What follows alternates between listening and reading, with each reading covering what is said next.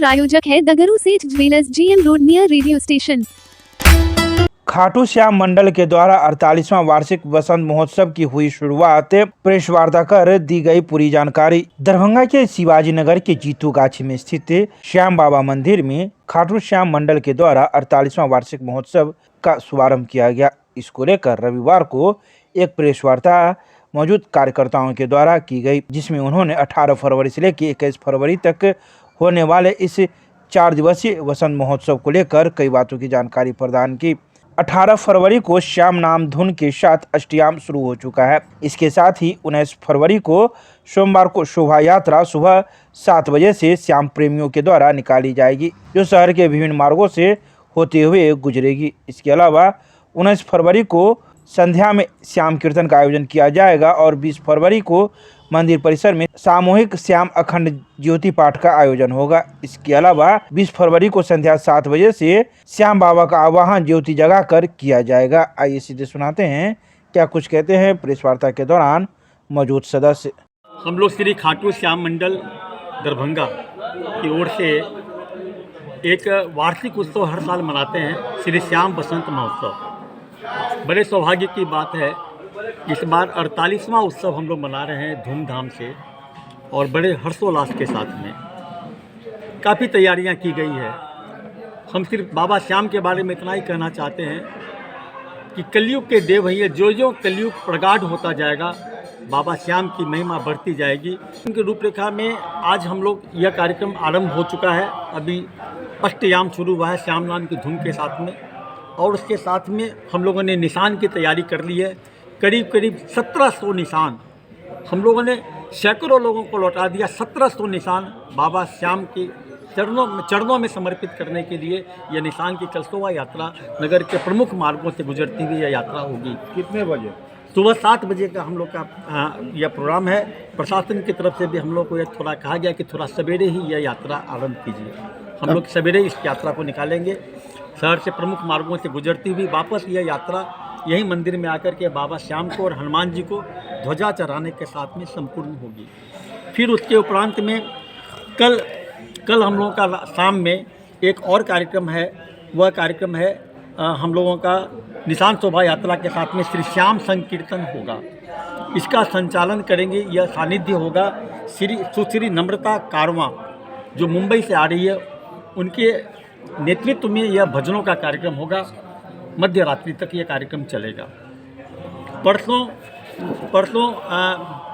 20 तारीख को श्री श्याम अखंड ज्योति पाठ होगा, जिसका नेतृत्व करेंगे हमारे यहाँ युवा है साथी श्याम प्रेमी केशव बेरोलिया, और उनके साथ में टीम होगी।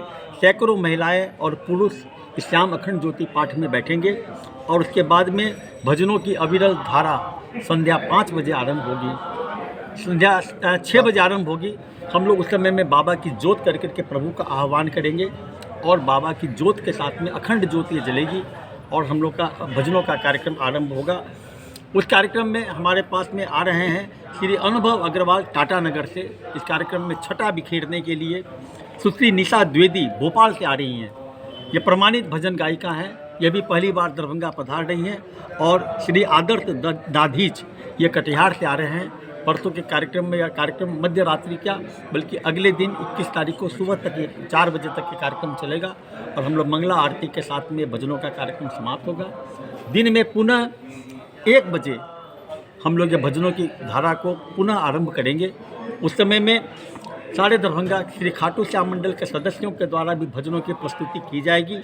उसके साथ में ही विश्वविख्यात भजन गायक रूपम शुभम के जो दोनों भाई हैं वो पधार रहे हैं और श्री अभिषेक शर्मा कलकत्ता से आ रहे हैं। चैतन्य दाधीच ये आ रहे हैं जयपुर से।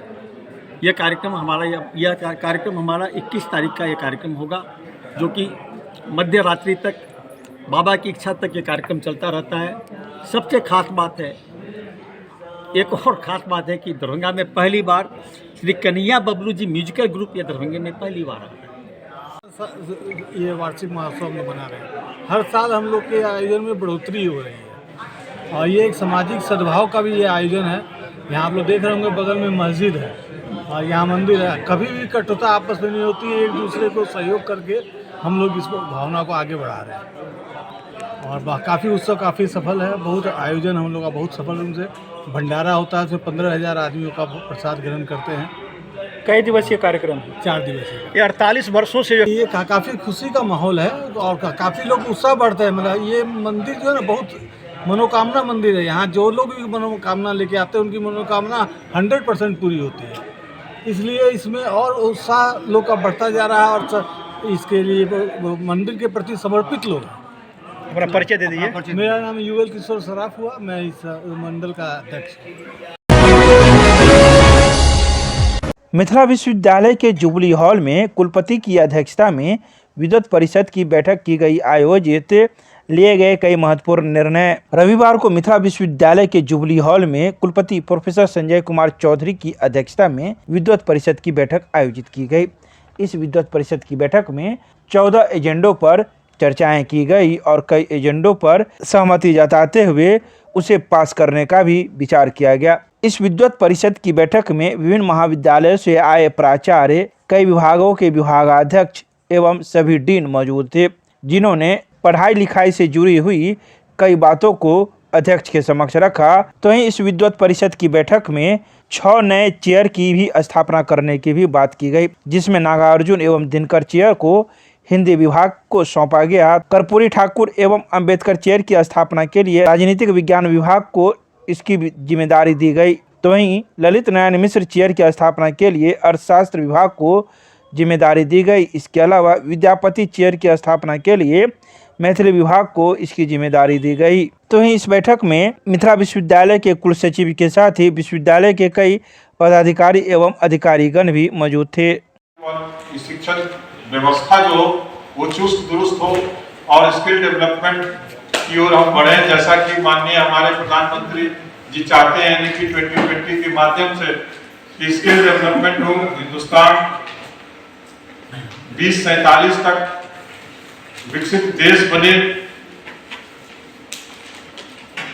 और ये जिम्मेवारी केवल कुलपति, कुल सचिव या इन लोगों सभी पर नहीं है, सभी यूनिट के प्रोफेसर्स, प्रिंसिपल्स, चाहे भी जो हैं, आप अपने अपने जगह अपना दिल से कर्तव्य का पालन करें, अधिकार की चिंता मत करें।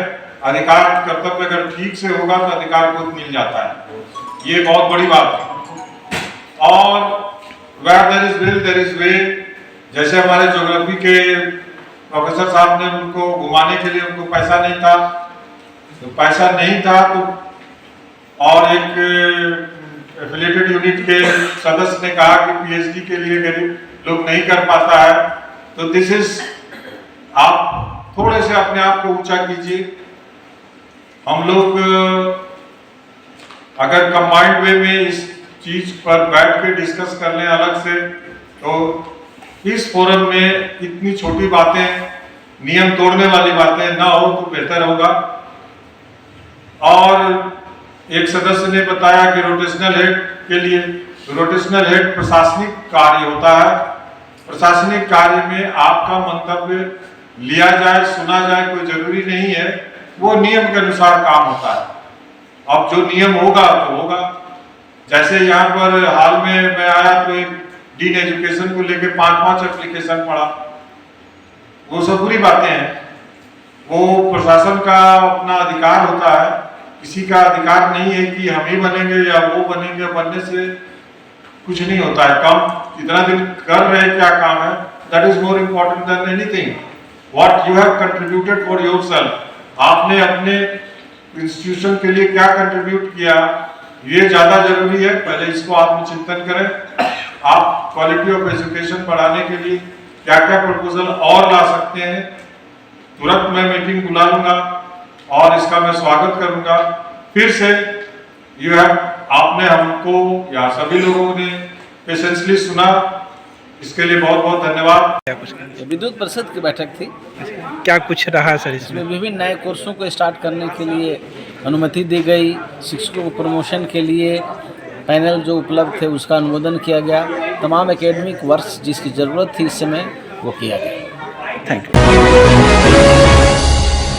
दरभंगा डाक प्रमंडल के द्वारा डाक प्रशिक्षण केंद्र में चल रहे जिला स्तरीय डाक टिकट प्रदर्शनी जानकी पैक्स 2024 का हुआ समापन। रविवार को दरभंगा डाक प्रमंडल द्वारा डाक प्रशिक्षण केंद्र बेला में चल रहे जिला स्तरीय डाक टिकट प्रदर्शनी जानकी पैक्स 2024 का समापन हो गया। बता दें कि 17 एवं 18 फरवरी को इसका आयोजन किया गया था। तो ही समापन कार्यक्रम पर दरभंगा तारामंडल पर विशेष आवरण विमोचन का भी कार्यक्रम किया गया। तो ही आवरण विमोचन कार्यक्रम में पटना बिहार परिमंडल से आए निदेशक डाक सेवा के पवन कुमार, तारामंडल के प्रभारी निदेशक डॉक्टर संदीप तिवारी, पीटीसी प्रशासन के सहायक निदेशक जयप्रकाश एवं दरभंगा प्रमंडल डाक अधीक्षक SS सुमन के द्वारा सार्वजनिक रूप से विमोचन किया गया।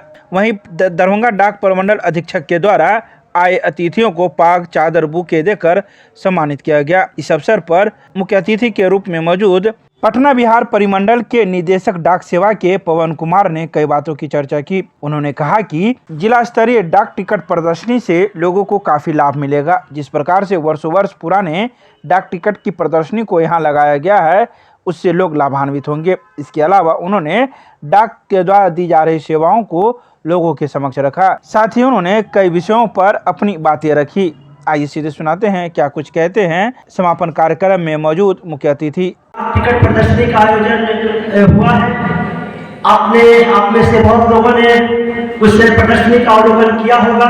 मुझे बहुत ज़्यादा ज्ञान नहीं है फिल्म का, लेकिन जो यहाँ पे फिल्म लिस्ट मित्र उपस्थित हैं वो आपको बताए होंगे कल के कार्यक्रम में भी और बाकी अवसरों पर भी। एक छोटा सा डाक टिकट कैसे दुनिया में हमारे इन्वेस्टर के रूप में काम करता है। एक छोटा सा डाक टिकट जो दुनिया के हर कोने में पहुंचकर भारतीय संस्कृति और दुनिया की संस्कृति के बारे में लोगों को बताता है, जो हमारे इतिहास को, हमारे महापुरुषों को, हमारे भूगोल को, हमारे राजनीतिक घटनाक्रम के बारे में हमें बताता है।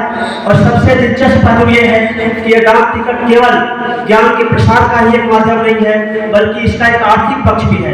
एक छोटा सा डाक टिकट जिसकी कीमत 2 या 4 रुपए होती है, कैसे वर्षों के अंतराल में करोड़ों रुपए का हो जाता है, यह हमारे लोग जो उसमें रुचि रखते हैं उनको बखूबी पता है। तो जिनका ये रुचि है, जिनकी ये रुचि है, और जैसा कि सुमन जी ने बताया कि भी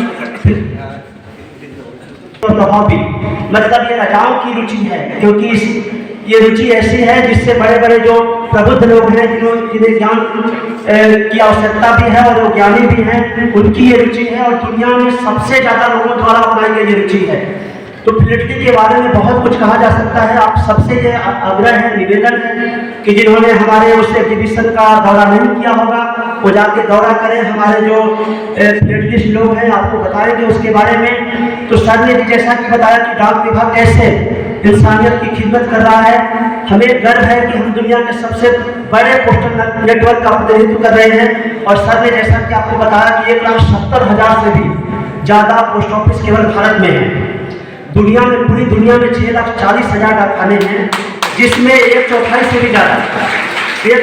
भी ज़्यादा डाकखाने केवल भारत में है। और आपको जान के आश्चर्य होगा कि दुनिया के कई देशों में पोस्टल नेटवर्क सीमित होता जा रहा है, संकुचित होता जा रहा है, लेकिन भारत की आवश्यकताओं के अनुसार, भारत की उपयोगिताओं के अनुसार भारत सरकार ने, प्रधानमंत्री जी ने जहाँ एक तरफ दूसरे विभागों को विनिवेशीकरण का निर्णय लिया जा रहा है, तेजी से इन्वेस्टमेंट किया जा रहा है, वहीं पे पोस्टल डिपार्टमेंट में बहुत सैकड़ों हजारों करोड़ रुपए इन्वेस्ट किए जा रहे हैं। और केवल पिछले 2 सालों में 10,000 नए पोस्ट ऑफिस खोले गए हैं।